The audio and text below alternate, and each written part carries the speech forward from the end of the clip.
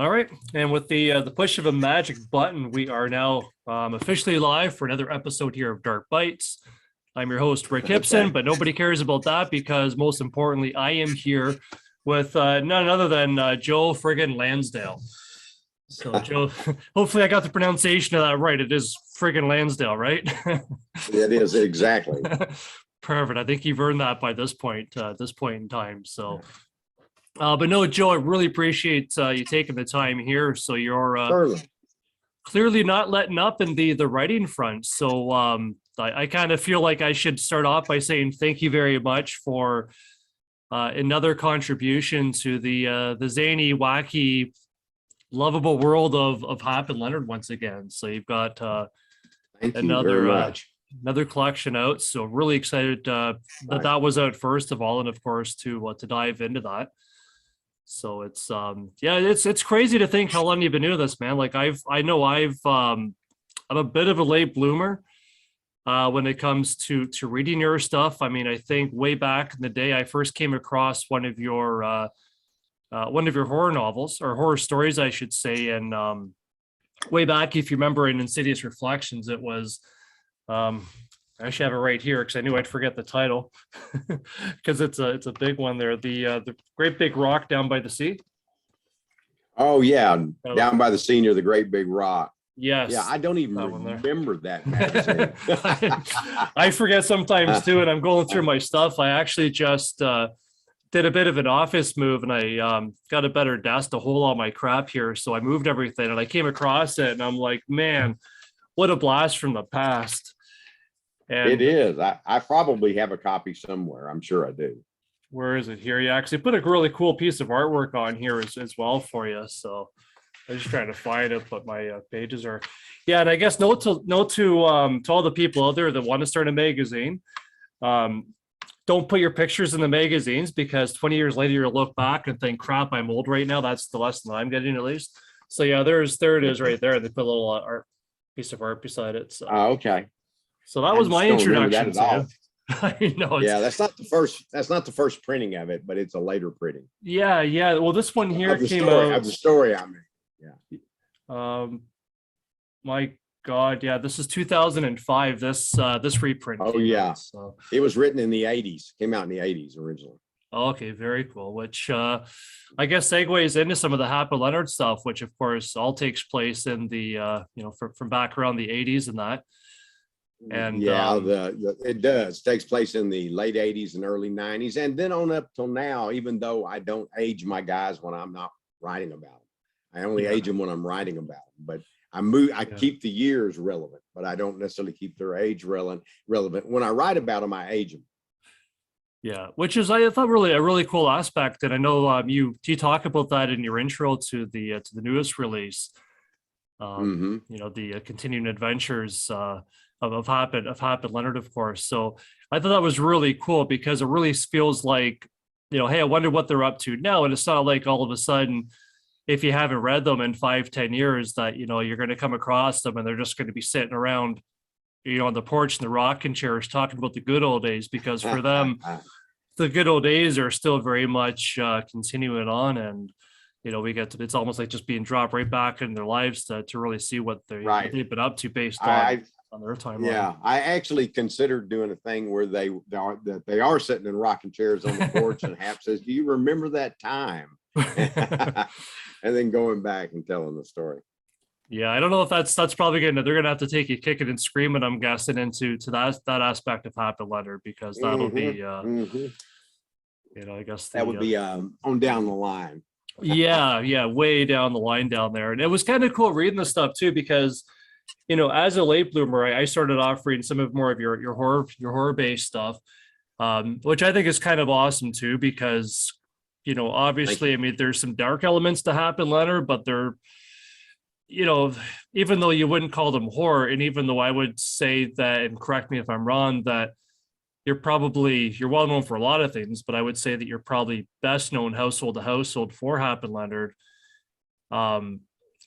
They're not exactly horror. I mean, they're more kind of zany, dark humor is in there, of course, more crime based. I mean, I think for a guy like me that grew up reading stuff like Encyclopedia Brown and the Hardy Boys. I mean, this, it seems like Hap and Leonard is that inevitable graduation, I think, of reading material. Yeah, I think so. I think the Hardy Boys is a fair comparison. I certainly didn't read all the Hardy Boys books, but I read a few when I was growing up. Yeah. But I always liked, the Sherlock Holmes and Watson books, although they're not really comparable to Hap and Leonard, but the concept of two people having different personalities and dealing with each other and all of that is very important. There was a series called Hard Man by Ralph Dennis, and that's probably the biggest influence. Okay. Chester Himes, probably Robert Parker, several different kind of like buddy situations. But the Hard Man series was like a quickie sort of series that was written. It was supposed to be a sex series, sex crime thing back in the 70s, but it wasn't. He wrote some just straightforward crime novels, and most of them are really good. Some are okay. Some you can tell he's getting them done because in those old days, you really had to turn out a tremendous amount of material.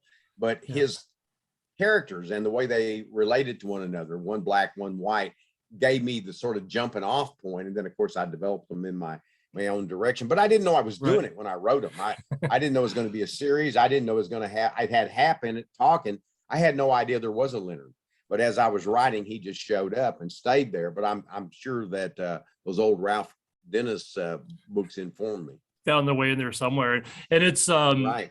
And one thing I'm sure you probably get asked this a million times. I'm sure that, of course, when you're writing this series, you're writing the continued episodes, I guess it's, I guess we'll refer to them as, I don't know, of Hap and Leonard. It's really neat that you take on, or that they're written more predominantly through Hap's eyes and kind of what he's seeing as happen. It's almost like he's the, I don't know if I call him the unwilling narrator, but I guess in a way he sort of is. He's just talking about stuff that happened to them.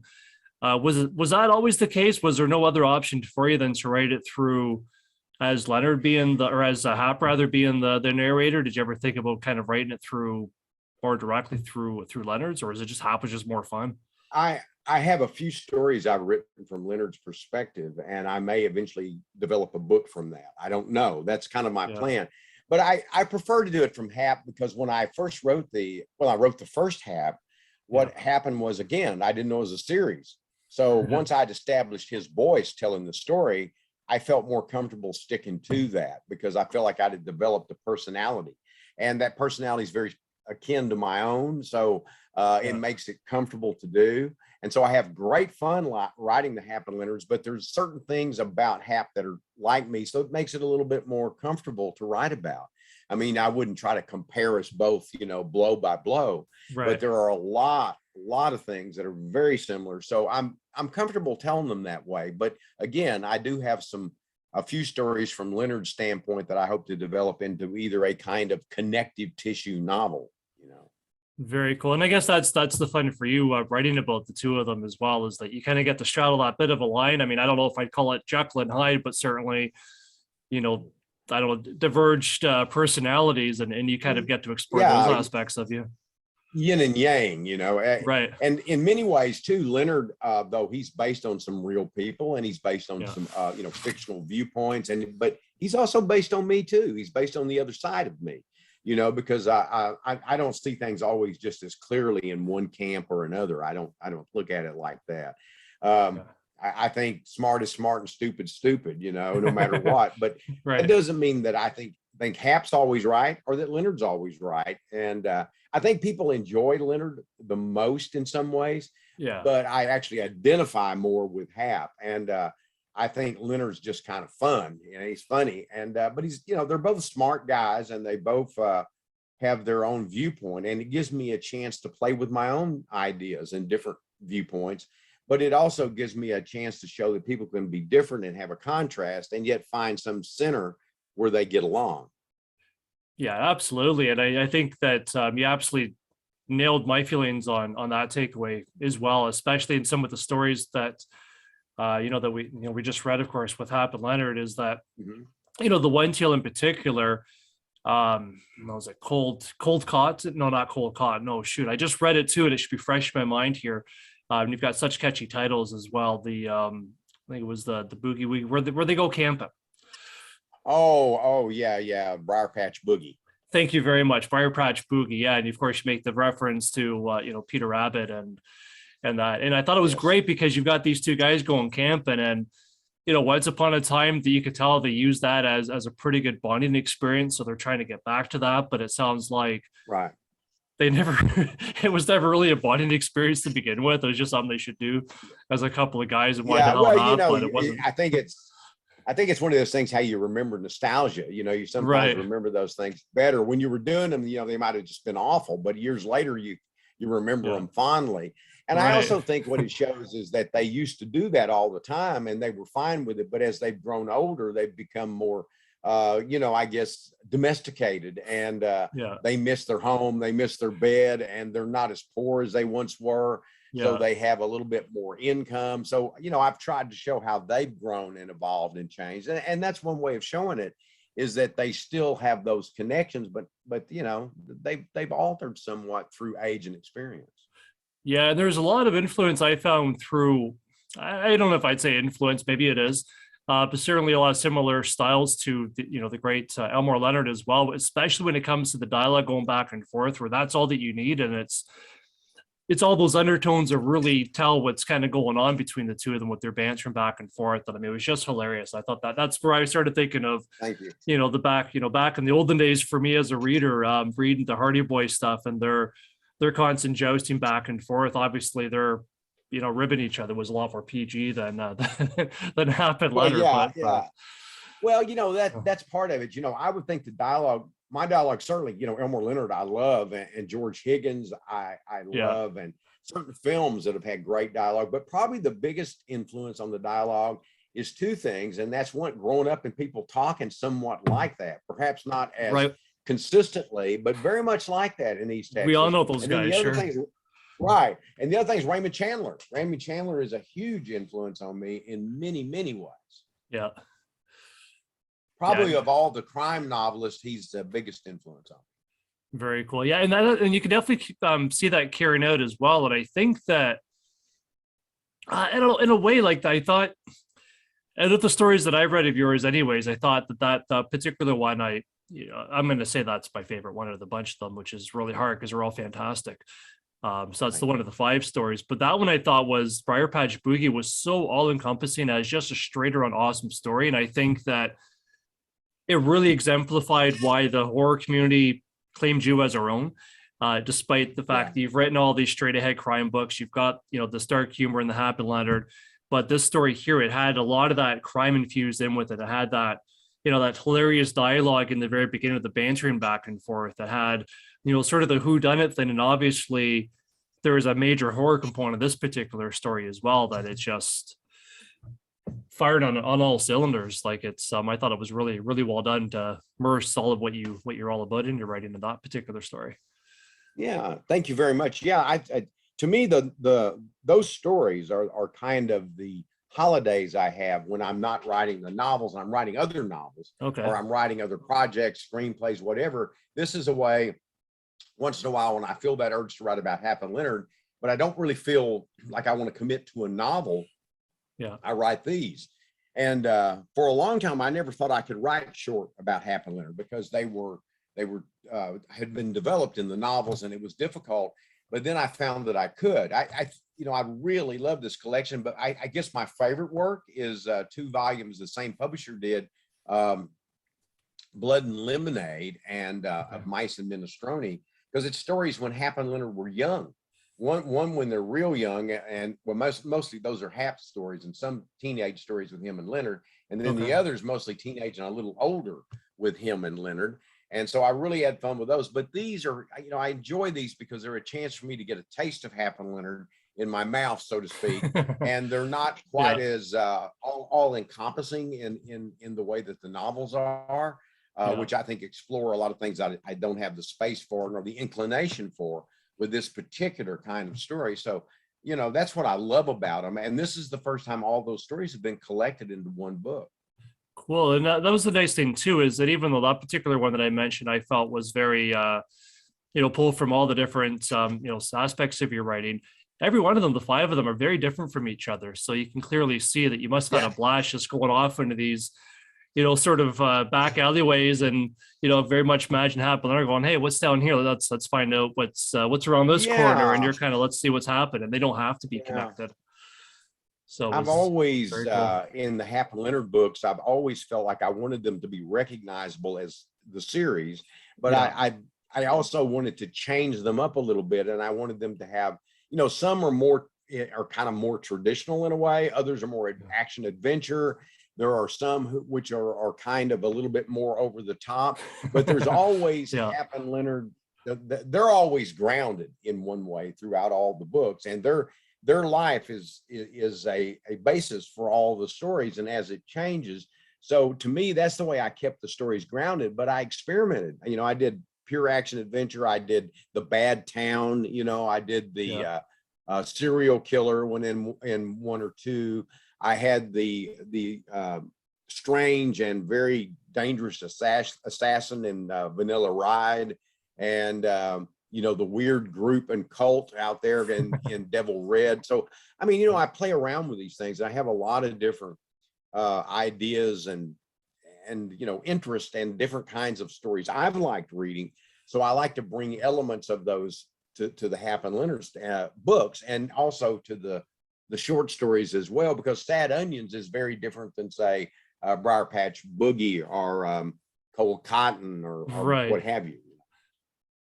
Yeah, very much. And, it's certainly no surprise too, especially when you mention some of your influences as well, that these guys go, definitely has that pulpy feel that I think translates really well into television, because, you have no choice. It's got, kind of the borderline campiness in a way, where you do have that over the top aspect.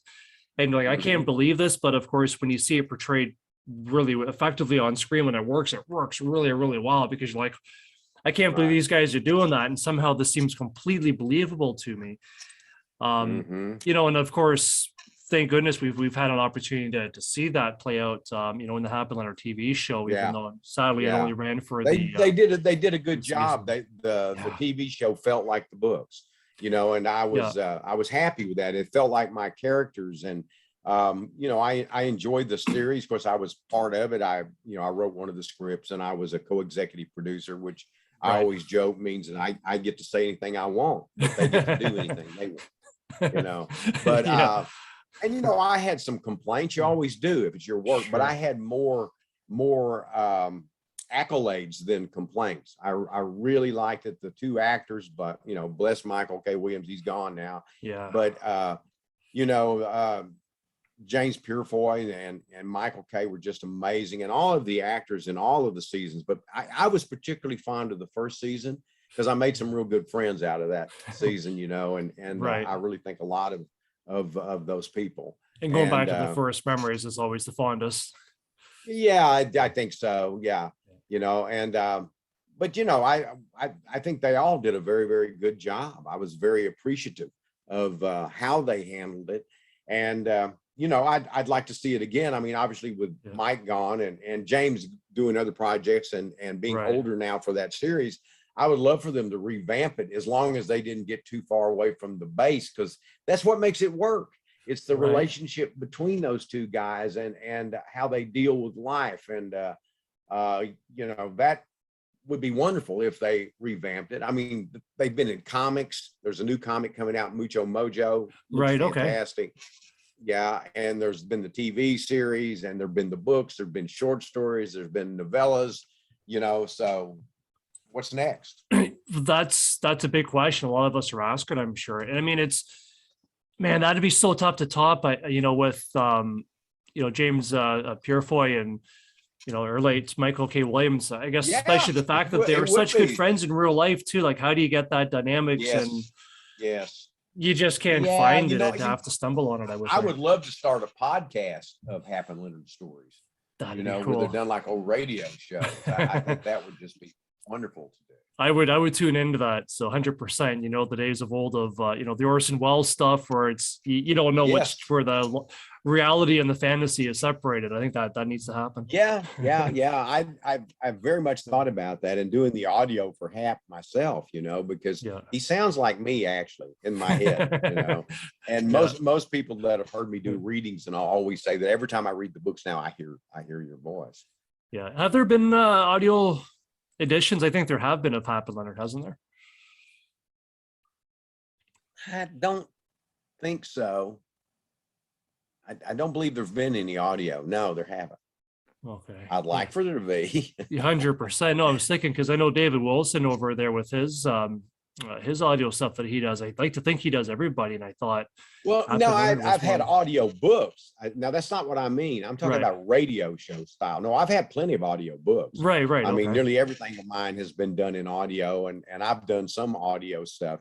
And but as far as like what I mean is actually radio shows. Gotcha. You know, with sound effects and different things like that. And you know, I still kind of have a general feeling that I may do that someday. I hope so, because that may be something I end up doing on my own, although I would be open to you know, other people trying to make that happen depending on the situation and all. But that's what I mean by an area where it hasn't been done yet.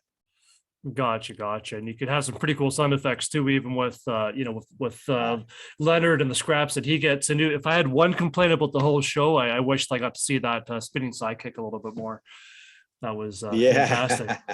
Who did Mike? Did he bring that into the show, or did you teach him that, Joe? It was in the scripts that they wrote, but it was based on the stuff in my book as well. And you know, they weren't trained in that, but they had doubles that were trained in that. And gotcha. Yeah, it was convincing. I showed James a couple of moves and he used them in the series. And because, you know, I've been doing martial arts all my life, 59 years. You know, that's a long time to be doing. That's a long time. But I showed him a couple of like an arm lock and a throat strike, and the other guys were using, you know, more or less kickboxing style techniques. Hap and Leonard used a lot of kickboxing. They used some Hapkido and Shen Chua, which is my system. So, you know, it was fun to see it. It was done much slower than I would think it was done. But you know, for the camera, they had to make that concession. So we had some good people for, you know, the stand-ins for them. And they did a marvelous job. And then, of course, they did fine too in the scenes where they were close up and all. Yeah, and sorry, how do you? Because I was surprised about that when I read the About You author or About Me page in the book here. Is that I knew that, of course, you were a long time martial arts instructor, but I didn't realize that you were the founder of your own discipline too. And it's pronounced Shen. Right. Shen Chua. Shen Chua. Okay. Like, means spirit fist. Okay, very cool. In Chinese. And it's not a Chinese system, but we use that name as kind of a tribute to the Chinese martial arts, because we think it's maybe not the first, but it's certainly India, perhaps the first, but it's the greatest laboratory of martial arts I think that there's been, you know. And so but it uses Japanese, Korean, kickboxing, wrestling, just a little bit of everything, you know. And it's a put together system, but it's a blended system, not a you know, mixed martial arts is one thing, but blended martial arts to me is even a higher form. You know? Gotcha. And I'm sure a lot of connections that people would make as they're trying to grasp for, I guess, something that's maybe relative to that would be, I guess, Jeet Kune Do, where it seems like with Bruce Lee, where he just took some things, the best parts and got rid of the stuff that hindered it. I studied a little of that with instructors who had, you know, studied it, but not a lot. But conceptually, I think that there's a lot of connections. And when I was young and I'd been studying and Bruce Lee came along, we all, of course, were influenced by and learned from his concepts and principles and what he was trying to do. And, you know, I'm not trying to claim it's Jeet Kune Do. It's not, it's Shen Chua. Yeah. It's influenced by a lot of different things, and it's constantly evolving, you know. Very cool. And you have the one school currently? Yeah, I have other people who have studied and have received rank under me that have gone off, and a lot of times they mix it with other systems, which is fine, but with me, you know, because that means that it continues onward, you know. Right. No, that's incredible. And I mean, and I guess that's, where Bruce Lee had issues back in the day was he wanted so badly to not restrict these martial arts.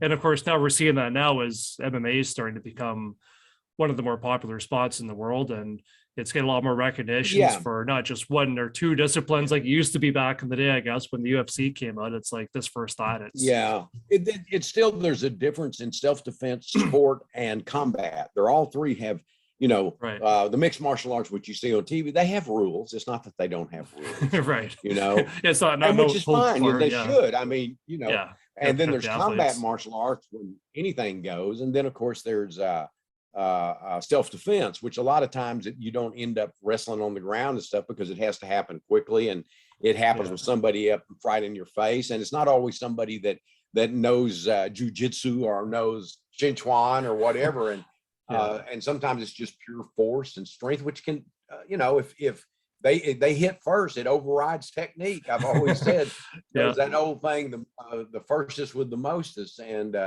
that my dad used to say, because he was my first instructor in a way, because he did Okay. boxing and wrestling. Okay. Very But cool. it's there's a difference in all those, and in one way they're all connected, and in another way there's a different mindset associated with all three of them. Yeah, very interesting. And it was cool too that I saw in your About Me page too that you've actually been inducted into the International Martial Arts Hall of Fame, which I thought number one is amazing because that's a hugely accredited honor. And Yeah. I thought it was amazing that Well, there's even a Hall of Fame for that. That's because I know with the yeah, UFC, for I example, they're assume there talking still about is. that. I haven't actually been involved with them in years, but I assume it still is. And there's the United States Martial Arts Hall of Fame, which I'm also in. In the international, it was for specific things. In the United States Martial Arts, it is for my martial art and for me overall for founding it. So I think that's even a bigger, in one you're in it, and then in the Right. other you're inducted. In the international, Yeah. I'm in it, and then the other I'm inducted. It's like those things when people keep writing about them.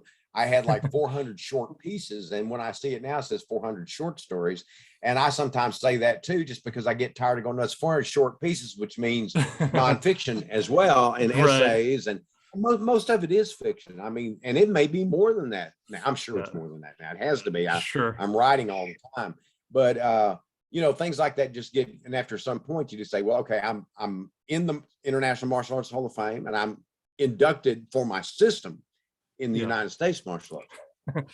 I can see why you simplify it for the author page. They do, So, they yeah. do. I mean, and sometimes it's not me, it's somebody else, and I just, after a little while, you just go, you know what? I'd spend all my life redoing everything. So I try to Yeah. keep up with the number of novels and stuff like that. It's probably a good idea, because it would get confusing. Because I mean, even that piece that you wrote, I guess it was a bit of a reprint that Brian Keane put into his End of the Road book, which I thought was absolutely brilliant. Because that was a speech that you gave, I believe, to Brian during his. I think he got inducted into he won a Bram, I Yeah, believe, with that one, right? Lifetime Achievement Award. yeah, he got That was in the one. horror. Yeah, it's Horror Writers Okay. Association. I had it much earlier, but Yeah. yeah. Where it's like, what is that, right? Was that just a short piece? Is that fiction? Is it metafictional? I mean, I'm sure some of it happened, some of it, even though it didn't, I'm sure it probably could have. Yeah, Knowing well, you and Brian. So a lot of the things that I've won Bram Stoker's for aren't horror stories. The events Yeah. concerning a nude fold out found in a Harlequin romance is a crime story. yeah, The Big Blow is kind of a crime adventure story. So what is horror? I mean, all of it. sure. I try not to worry about the labels too much. It's Yeah. not that I'm unconscious of it. I am conscious of it. I know it exists. And I know if somebody asked me to write for an anthology where horror is a component, the major component, I'm going to find that somehow, but I'm going to write the story I want. I was writing a story once called On the Far Side of the Cadillac Desert with Dead Folks, and it just went dead on me, so to speak. And Skip Inspector asked me, said, hey, we're doing this big zombie anthology called Book of the Dead. And when I got home, I thought, that's what this one needs. And so once I added that zombie aspect to it, and this is back in the 80s, when I added that in, that story just clicked, so sometimes you have that too. And I have a few stories like that now that are partially written that I've put aside, and that, you know, depending on how long you live, but over the years, these things have clicked together over time. Some of them have been 30 years, you know, some 20, 30 Yeah. years. And all of a sudden I'll get up and there it is. And some cases I had just a title, and that title had stuck with me or even annoyed me for many, many years. I would find myself just repeating the title out loud Yeah. and going, what is this? What is this? What does that mean? What does that mean? And then one day, you know, somebody asks you to write a story and you go, okay, I know what it means now. That's what it means. And I don't know why that is exactly. It's just sometimes you're ready to write that story. You're ready to make it happen. It's like you're just maybe waiting for, or trying to put together the perfect combination. And if you're missing one component, the whole thing's not going to quite work so well. That's right. That's right. You know, you're trying to figure out what's missing. And then someone comes along and sometimes it's just an invitation to something. And for whatever reason, that's what's missing. And then sometimes I just write them and put them back and somebody will come along and say, hey, I'm doing this anthology. And I'll think, well, I can marginally make that fit if they're really willing to work with me. And you know, usually they are. And that allows me to write unusual and different kinds of stories, you know. Like the Senior Girls Bayonet Drill Team had been with me since the 90s. And, you know, I wrote it in the last couple of years, you know, but it'd been with me a long, long time. Paradise Sky I've been trying to write since the early 80s. And it came out, I don't know, 5 or 6 years ago, something like that. So you never know. And there's a lot of books and stories that I've done that were actually delayed, or maybe just the germ was there, or maybe just the title was there. But most of the time when I sit down, the whole thing just starts coming in and fixes itself. But once in a while, I'll have these stories, and I usually think of them as my, you know, sort of like side jobs where I'm playing with them when I have a moment, or when I'm working on a major novel or whatever. And I have a few minutes every day at the end of that, because I only work about 3 hours a day and I try to stick to that reasonably. But if I've worked, say, 2.5 hours and I've still got some energy, I go, okay, there's this story I've been working on. I've got one about a chicken that lays prophetic eggs that I've had for maybe 5 years, you know, but I keep thinking that eventually it'll click and come together. You know? I mean, that'll be our next year's Easter story. That's right. Right. I worked on it this morning. Oh, very cool. Very cool. Prophetic Easter eggs. That's interesting. Sort of. Yeah, sort of.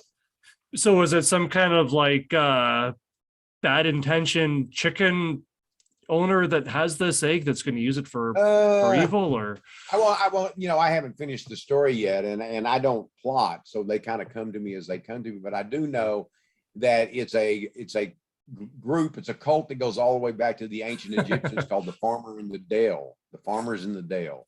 And they have these chickens. But the Egyptians had a particular kind of chicken. I won't even try to pronounce his name.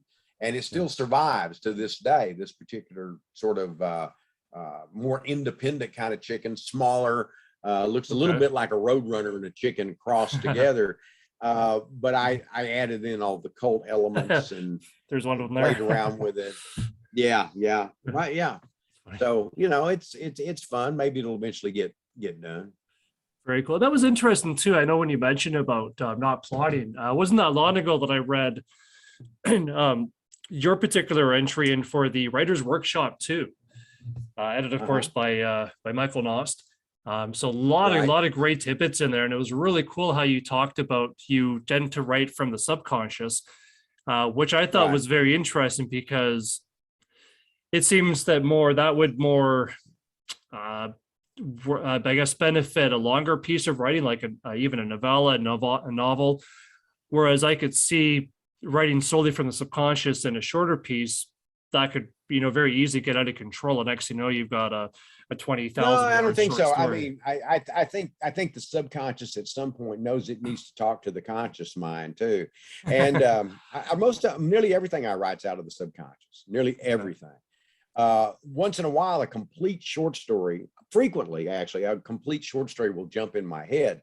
I don't plot it, but I know it's there. And I couldn't tell maybe somebody what happens, but I know it's there. And it's just jumped into my subconscious, you know. And so, you know, I release it. Then I use the conscious mind to sort of, make it rational if it's too irrational. Right. But it's my subconscious does things. When I have dreams, my subconscious corrects them. If they sort of go off in the wrong direction, it's like revising a film. That's great. And I don't have nightmares. I have weird dreams, but I don't ever have times when I'm upset or anything like that because I know I'm dreaming. Right. That's good. Yeah, that's I get that Steve- now and Steve again, said- but yeah. Yeah. And it's neat that you've got that I kind had of to teach control too. myself that. I had to teach myself that. I think martial arts helped me, and I think just time and experience and just whatever elements of my personality or DNA or whatever came together for that. I never suggest to anybody that my way is the best way. Right. It's It's my your way, way. and it Yeah. works. It's the best for me. And if the years were to go on and one day I felt like I can't write unless I plot, I would plot or try to. I've tried to though, and I'm just awful at it. And Right. I also just lose interest in the story real quick. I find it tedious. I'd rather be surprised every day. I would rather, and I do all my corrections as I go. And sometimes I'll be 50 pages into something, go back and fix one sentence or change a few words to make this thing I've just discovered more rational. But I don't do a lot of drafts either. I do one draft and a polish, but I polish as I go. So in some ways I'm doing multiple drafts in progress, Right. That's very interesting. And especially that's why I want to ask you about that as well. So that you kind of answer that question regarding, the crimes you have going on with Hap and Leonard. It's very interesting because you've got clues along the way. And I always thought, well, how do you subconsciously foreshadow when you don't maybe know exactly how something's going to play out? So that's very interesting. That's how you kind of sometimes though I'll get 80, 100 pages. I think I don't remember if it was my son or my daughter had said, it's funny. I'll get to that point and I realized I planted those clues, but I didn't know I was doing it. And sometimes it's just accidental, but I think your subconscious, again, I go back, I think your subconscious knows. And that doesn't mean I don't have to, like I said, go back and occasionally revise something or plant something or whatever. But the subconscious really, if you learn to listen to it and you learn to trust it, often has those answers for you. And sometimes I write in such a way that there are different options as I'm going, even though I don't know what those options will be. And it makes the story more mysterious and harder to figure without me doing, a big conscious effort of working it all out on paper before.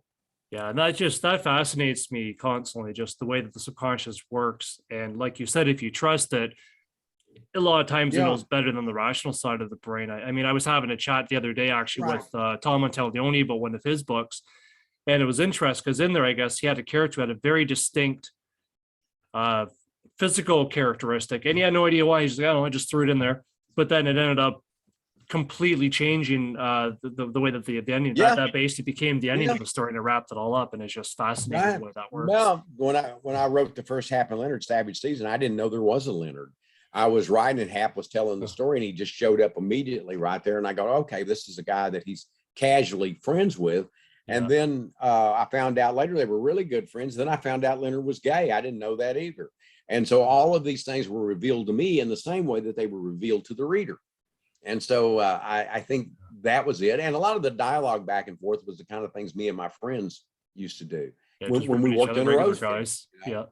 I worked in a rose fields and I worked in aluminum chair factories. And, I did all of that kind of work for many years until I was able to go full time as a writer. And I got to do that pretty early. I started selling when I was 21 and went full time when I was 29.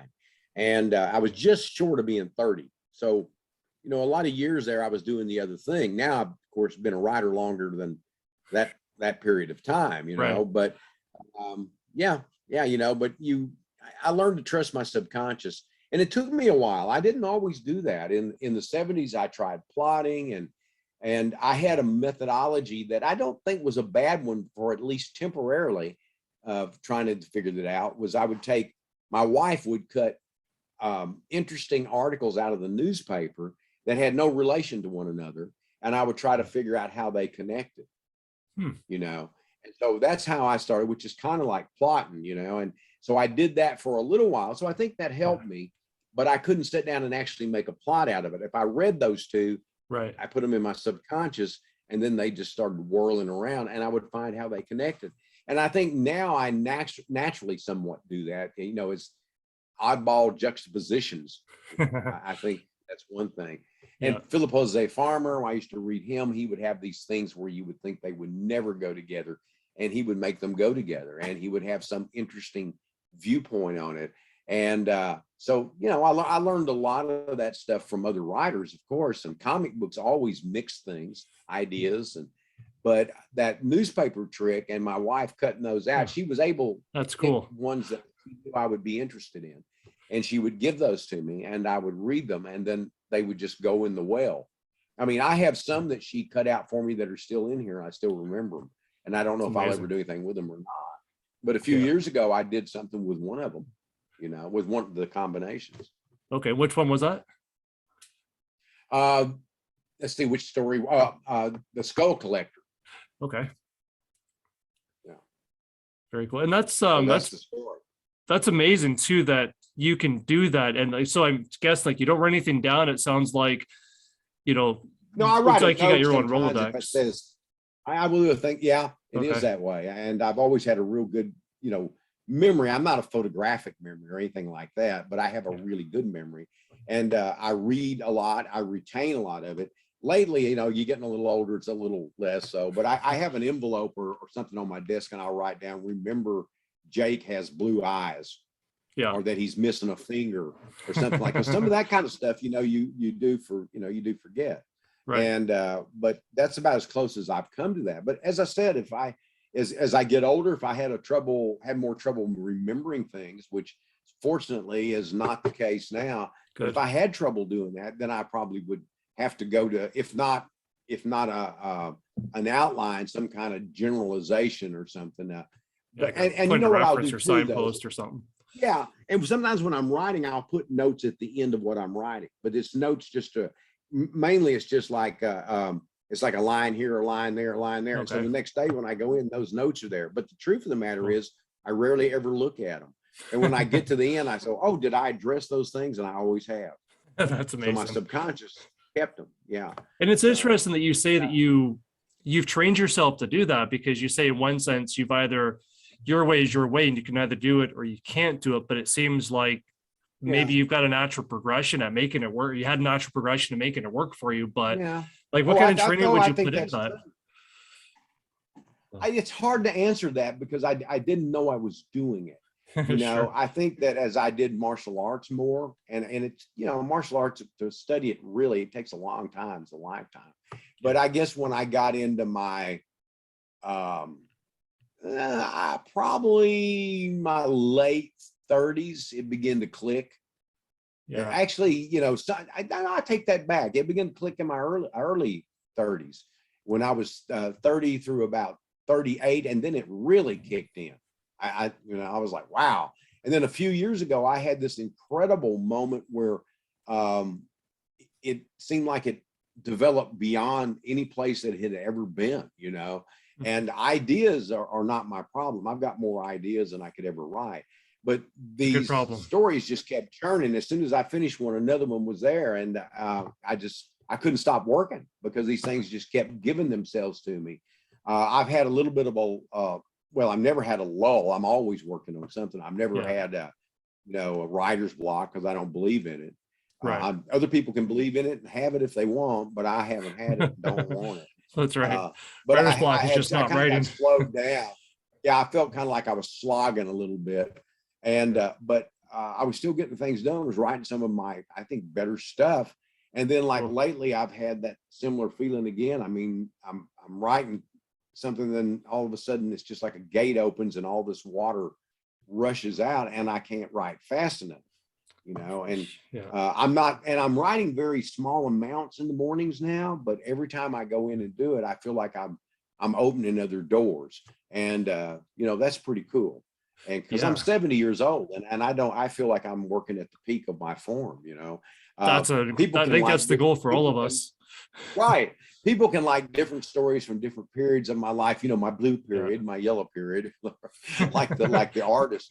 But I like all of those periods. I've enjoyed them and I've written some of my best work in every one of those. if you put a book together there is a best of Joe R. Lansdale, but it's not strictly speaking the best. It was somebody else picking. And a lot of it is the best. Don't get me wrong, but there were some things I would have done it differently. But I have stories from all periods of my career that I think are some of the best I've ever written.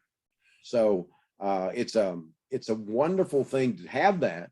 And I try to keep doing that as long as I can, because you never know. Exactly. Maybe the door does close someday and doesn't reopen, or maybe you get to where you just can't do it, or you want to do it and can't. That would be the worst.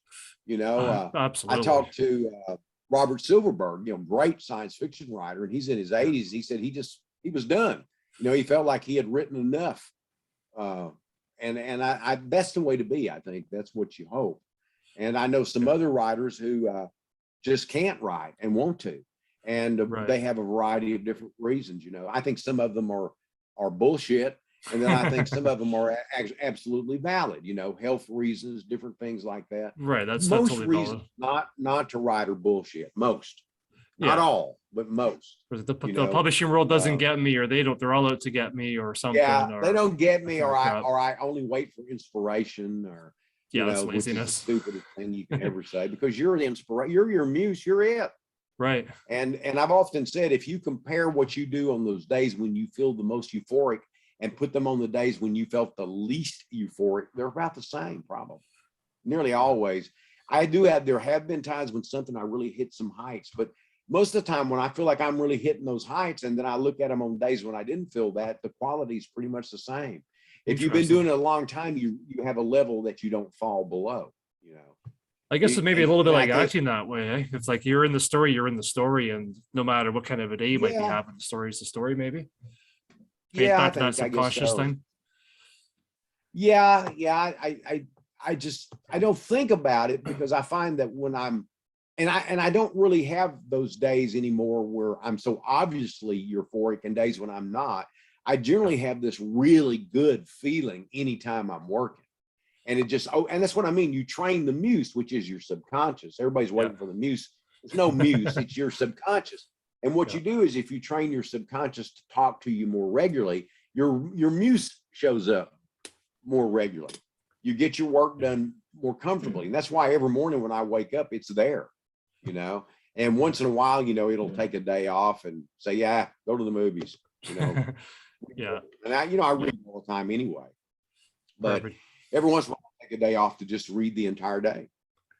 Yeah, it's good. And it's funny too, when you're reading, you're getting in other people's world too, like some little like innuendo or something will sort of click, and all of a sudden it'll tie into other ideas that you might have. Like, that's how I'm going to put that together. What if they did things differently? Yeah.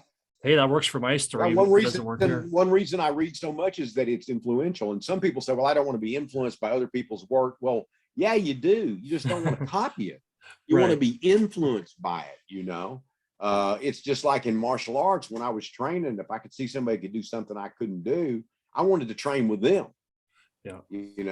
I wanted to train with the guy that could beat my ass until he couldn't, And so, well, that's how you learn, you look at, why would I want to not read when this is what I do? I write to be read, and I read to be a writer.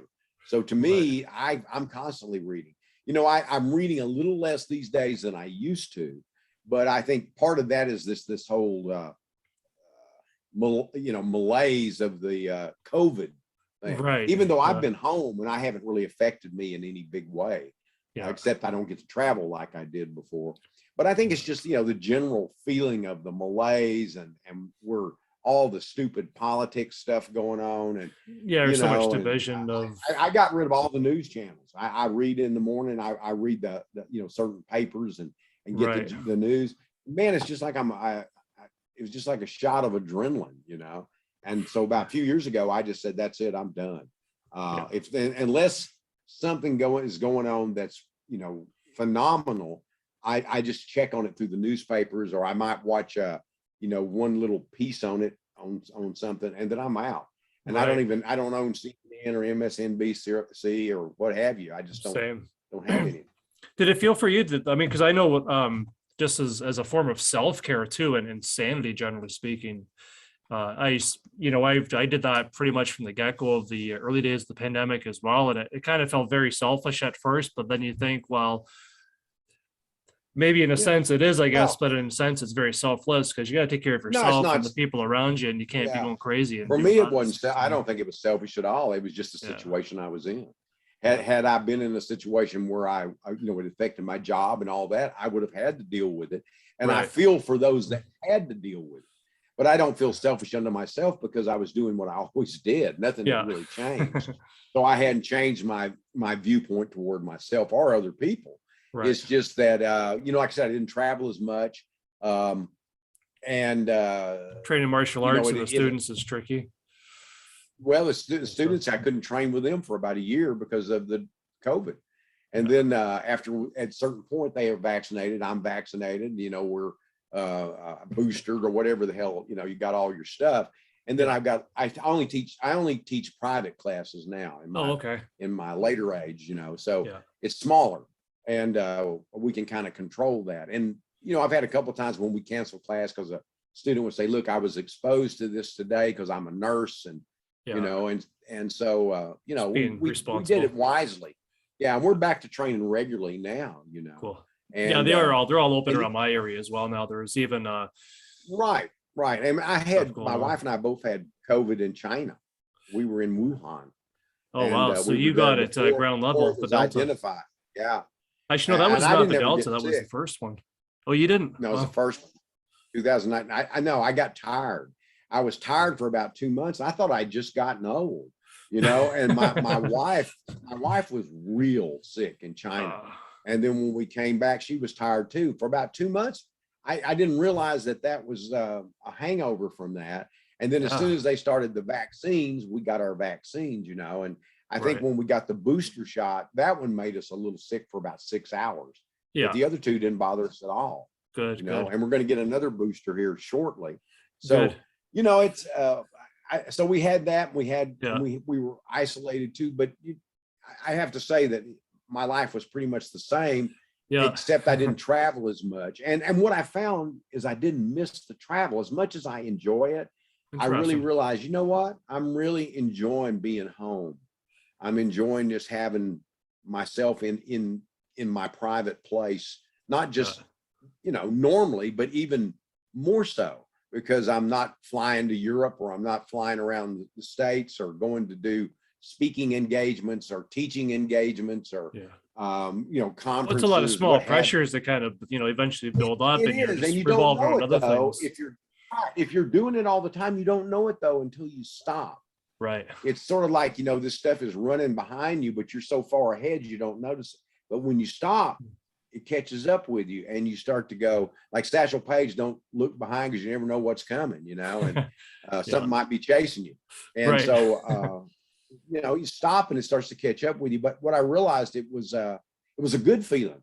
It was a chance to just sort of regroup and to rethink things. And, I think when you get older, you start doing that anyway. You start thinking about those things. And I've always understood mortality since I was in my 20s. So I don't have like these feelings of like, oh, why me? I feel how lucky I am to have lived and to have enjoyed. Why not me? And thank goodness not me while it's not you. Yeah, right. Yeah, no, 100%. So it's and I think if anything, that it's definitely brought a lot more creativity out in a lot of aspects. I think we've had a lot more virtual conventions. I know for myself, I did a couple too, which were great. I mean, some of the people I've had a chance to talk to since starting this podcast, which in a way was a product of the pandemic as well.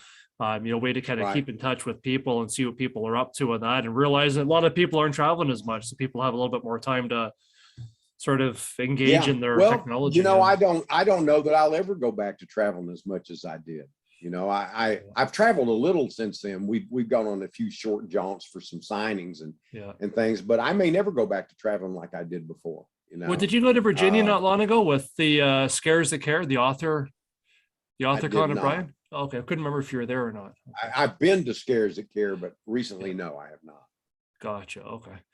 Do you have any plans coming up in the next year or so where you're going to maybe be physically or? Yeah, well, I'm going to Italy in May. They're doing my book Moon Lake over there, and I'm real popular in Italy, so I'm going to go there and do a tour for about 9 days. Okay. 1 day on each end is flying, so about 7 days in country. And Cool. I may be going to Armadillo Con in Austin, but beyond that, I don't know. I had to cancel a couple of others, and the reason for that is I've got some things hanging fire that I don't know exactly if they're going to come together, but if they do, I don't want to be all tied up with other stuff.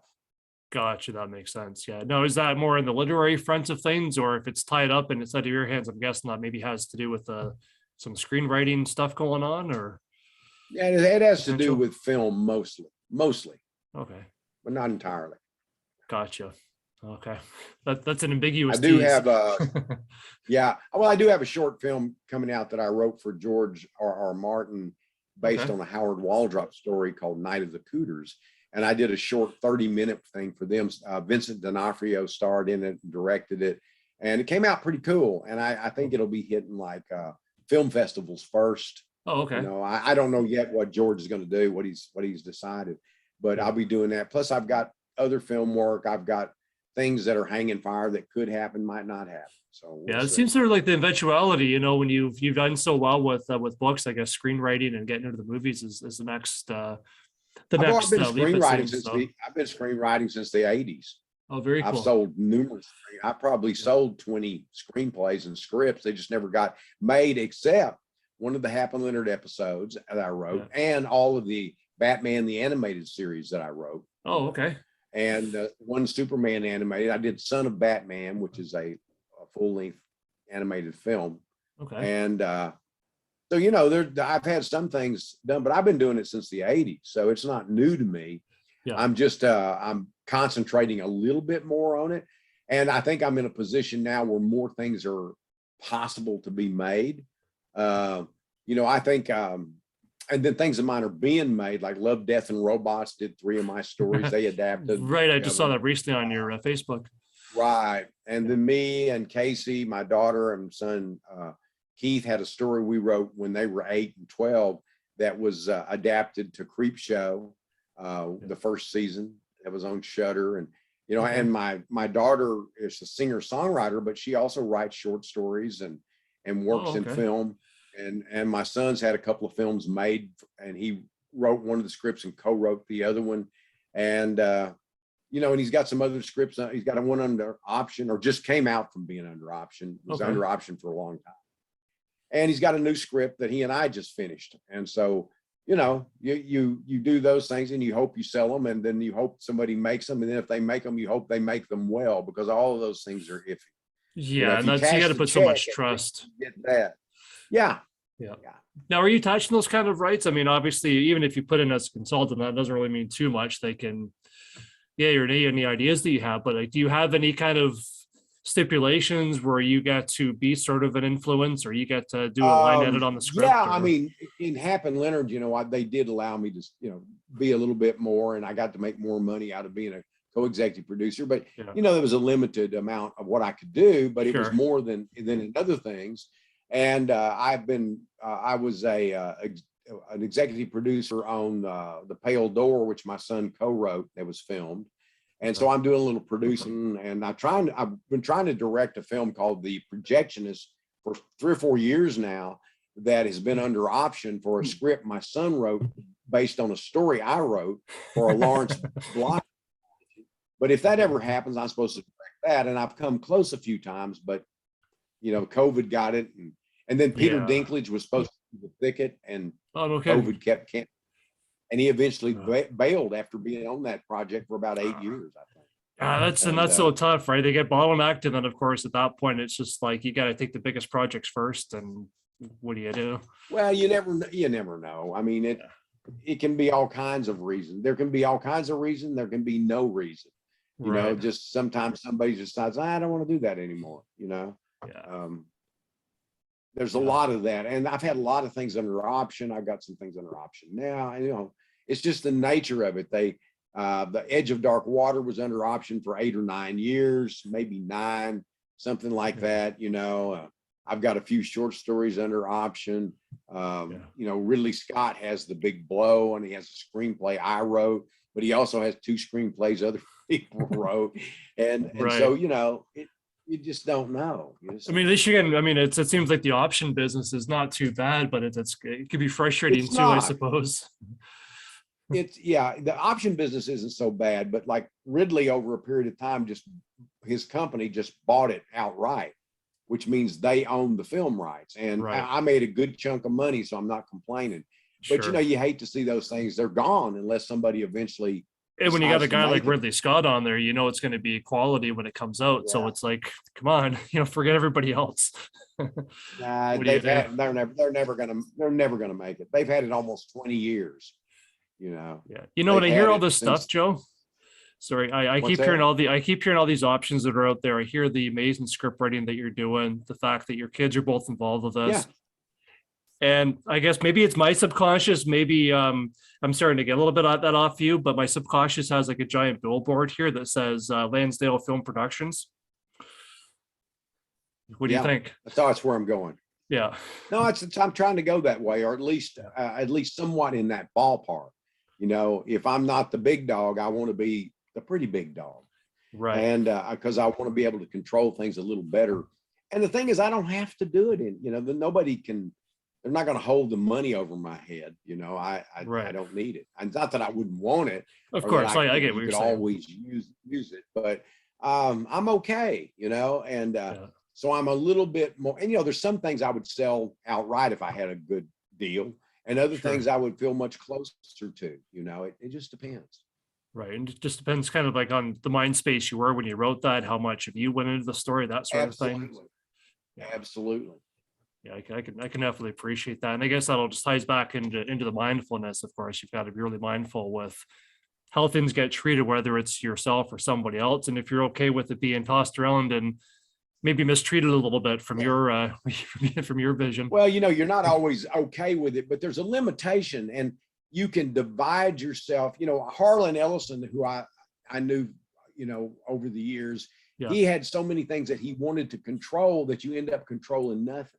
You know, you end up with all these things that you're not willing to compromise. You know, if you want to be in the film business, you have to compromise. If you don't want to compromise, don't be in the film business. And that doesn't mean that I think you should, you know, throw it over the fence and wish it luck. I think you should be as, you know, strongly influential as you're able. And sometimes you're just not able. And sometimes some things you know, if you are willing to let it go, you have to say, hey, I got the check. I was willing to let them have it. I need to shut up. And I also always think that even if they're letting me say what I think and they're giving me latitude, that ultimately it's their project. And like, you know, as Jim Mickle, I told him I may fuss about this and that on Hap and Leonard or what have you, but it's because I'm trying to make it better in my view. But ultimately, you may choose not to do that. And if you do, I get it. It's yours. You know, you made that deal. But you also have people that make deals and they make them purely because they just want the property, but they don't care about what they do with it. You know, they don't have that same connection to it that you do. And I've had those cases. Unfortunately, those didn't get made, you know. Exactly. Yeah, I know that's one of the blessings, I suppose. I mean, I remember talking with you know, like great Dallas Mayor Jack Ketchum regarding one of his books that got optioned, and he read the script and he's like, this guy doesn't have a freaking clue. And it still has yet to be made. And it sounds like that's one of those instances where that's a very good thing, because it wouldn't be worth it. I've had that where I read the scripts that I just did. You know, I wrote a script to Cold in July for John Irvin, and the first 2 versions I did were really good, but they just kept having it changed, you know, make it fit. And at that time, I thought, well, it's probably a good idea if I get this made because it'll help me with a lot of other stuff. I was, you know, maybe 40, early 40, something like that. Yeah. And John's a great director. And by the time they brought somebody else in and worked on it, by the time that it had been worked on all that, it wasn't the script I wrote. And it went dead. And then it lay fallow for 7 years. And then Nick D'Amici came and he wrote a script from it. And it was a good script and it got made. And, you know, but I mean, I made money. I mean, I made money over I think it was 7 years that John and I were working on that, and I did several, different versions of the script, and I got options every year. So, I didn't come out bad on that, and I still own the property, although I couldn't do the screenplay. Right. But Nick did a great job, and Jim directed it beautifully, and I'm very happy with it. Cool. Do you think So we'll ever see sometimes you those get in a book too, Joe? Like some of the, like obviously not the ones that are currently under option in that, but some of your screenplays. Do you think we'll ever get to see some of those maybe published? There is a book that has some screenplays that my brother and I wrote that they're all weird westerns that never got made. I think it's called, what is it? Shadow. I don't remember what it's called. I haven't looked at it in so long. Yeah, but it was published by Subterranean. Okay. It may still be in print because screenplays aren't a big seller, Right. It's very And specialized. I had, and Dead in the West was also in another one called Screenplay that Cemetery Dance did. Okay. And there's some that were bought that I don't have them anymore. And then I did scripts for the Batman animated series. Those I think I do have. I think they're in the library, but those belong to DC or Warner Brothers, whoever at that time did it. Gotcha. And so I unless they gave me permission, I couldn't. And those are some of my best scripts. I really love those scripts. Yeah. And but I have a couple of others that may eventually go into books. We'll see. Cool. Oh, and I did look it up, by the way, Joe. And yeah, it was Shadows West, which is currently out of stock, which is too bad. What a gorgeous cover that is too. That's cool.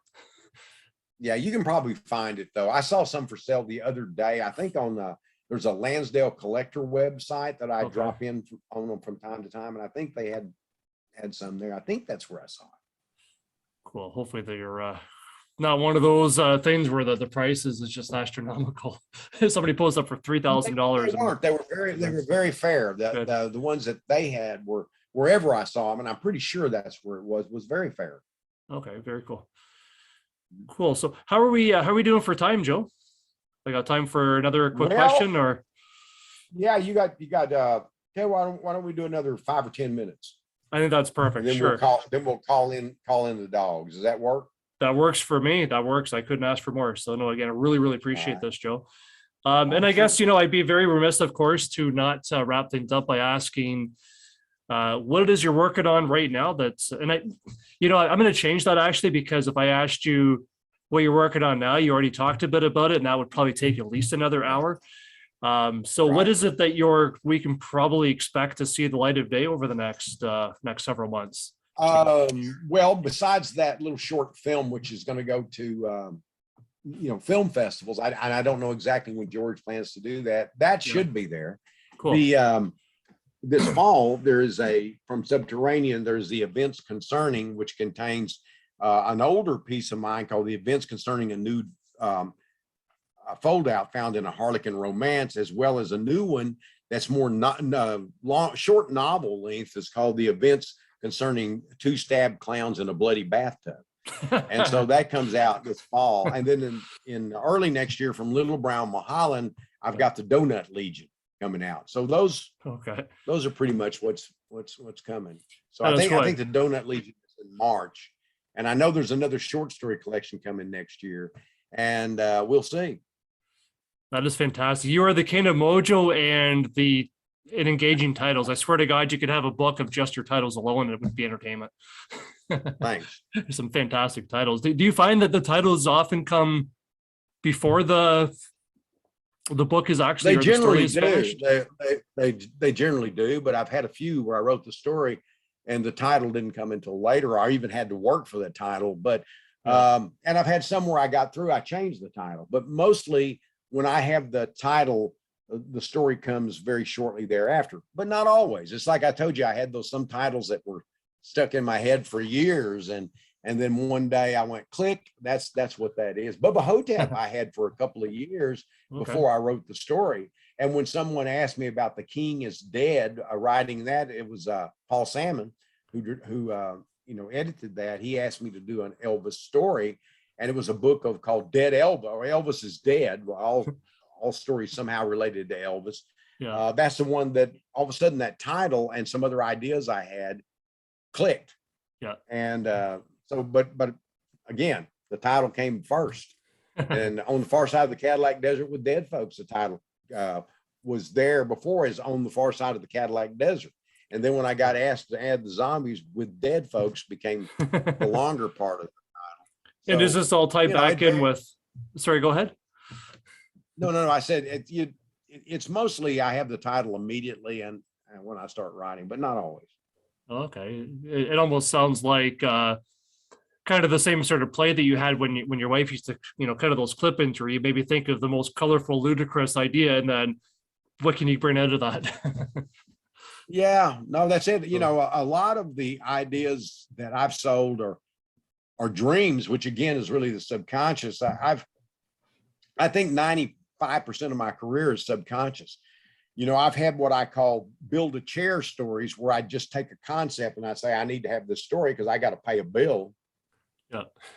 And I wrote some of my best stories that way. Yeah, I wrote some great stories that way. But it's as a professional writer, not a dilettante writer, but as a professional writer, you should be able to turn out really good stories, great architecture, and you should be able to build a chair. That's beautiful. Build a chair that supports. Yeah, build a chair that supports you, or a house that contains you. And I think that as a writer, as a professional writer, I make a living at it. But that said, I take it very seriously, and I have an artistic mindset when I write. I try to develop style and dialogue and a feeling of echo in the story. But I also have a lot of stories that are just good professional stories, and some that I thought were going to be that became out better. Some that I thought were going to be very, artistic and interesting that didn't, that they were okay because of that level that you don't fall below after you've been doing it for a long time. Gotcha. And I guess that's the kind of stuff that gets sort of put back in your Rolodex so you can take parts from it to put into future things. Yeah, that happens from time to time. Sure does. And, sometimes, you see other people, they get old enough, they just can't do it anymore. And I always feel like that's nature telling me to quit. So if I ever get to that point, then, I hope I listen. All writers say that I'll quit when my stories aren't as good or whatever, but no writer knows that, Right. I've known several writers that said that, but they never quit. And sometimes some of them may have should, maybe I should at some point, but right now I'm at my peak. I'm loving it. I'm loving it. Yeah, there's still plenty of tread left in your tires yet, and I don't think they're going to fall off anytime soon. I think so. Yeah. Well, I think I got some new tires. I get new tires every once in a while. Perfect. Well, hopefully, your fans will contribute towards that, and they'll certainly keep the treads rolling for you. They have so far, and I really appreciate it. Perfect. Well, we really appreciate you, Joe, and I can't think of a better way to wrap this up, unless, of course, you've got to say something that you think people need to absolutely know about Joe Lansdale at this exact moment in time. Oh, I don't think there's anything they need to know. It just I hope that they'll look at my material if they've not read me before, and if they have, I hope they keep reading me or viewing me, depending on what that situation is. And I appreciate being here, and thank you. Perfect. Thank you very much, Joe, and we all appreciate you too.